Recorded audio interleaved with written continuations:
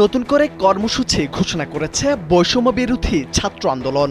৩১ July March for justice কর্মসূচি পালন করবে তারা। ৩০ জুলাই রাতে বৈষম্য বিরোধী ছাত্র আন্দোলনের অন্যতম সমন্বয়ক আব্দুল হান্নান মাসুদের পাঠানো সংবাদ বিজ্ঞপ্তিতে এই কর্মসূচি ঘোষণা করা হয়।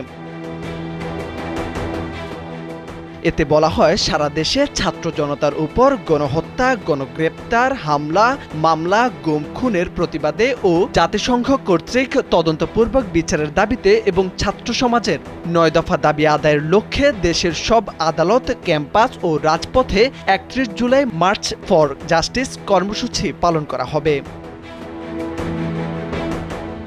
স্যান্ডেলিনা সো, রূপচর্চায় আভিজাত্য। বিবৃতিতে বলা হয়েছে, শিক্ষার্থীদের আন্দোলনে সহিংসতায় অনেকের প্রাণহানি হয়েছে। গণমাধ্যমের প্রতিবেদন অনুযায়ী এখনো পর্যন্ত ৩৬ জনকে বেওয়ারিশ হিসেবে দাফন করা হয়েছে। বিভিন্ন হাসপাতালে চিকিৎসাধীন ৬,৭০১ জন। আহতদের অনেকেই চিরতরে অন্ধ হয়ে গেছেন, অনেকে হয়েছেন পঙ্গু। বিবৃতিতে উল্লেখ করা হয়, আন্দোলন দমনে সাধারণ ছাত্র ও আন্দোলনের সমন্বয়ক এবং বিরোধী রাজনৈতিক নেতাদের বিরুদ্ধে যেভাবে গণগ্রেপ্তার চালানো হচ্ছে সেটা সংবিধান বিরোধী ও মানবাধিকারের চরম লঙ্ঘন। বৈষম্য বিরোধী ছাত্র আন্দোলনের হিসেবে গত ১২ দিনে ১০,০০০-এর বেশি মানুষকে গ্রেপ্তার করা হয়েছে। এ অবস্থায় সরকারকে ৯ দফা দাবি মেনে নিয়ে দেশকে স্থিতিশীল করার আহ্বান জানানো হয়েছে।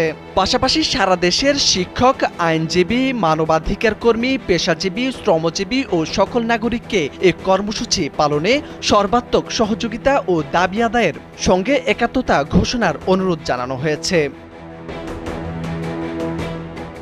এর আগে মঙ্গলবার মুখে ও চোখে লাল কাপড় বেঁধে ছবি তুলে তা অনলাইনে ছড়িয়ে দেওয়ার কর্মসূচি পালন করেন কোটা সংস্কার দাবিতে আন্দোলনরত শিক্ষার্থীরা।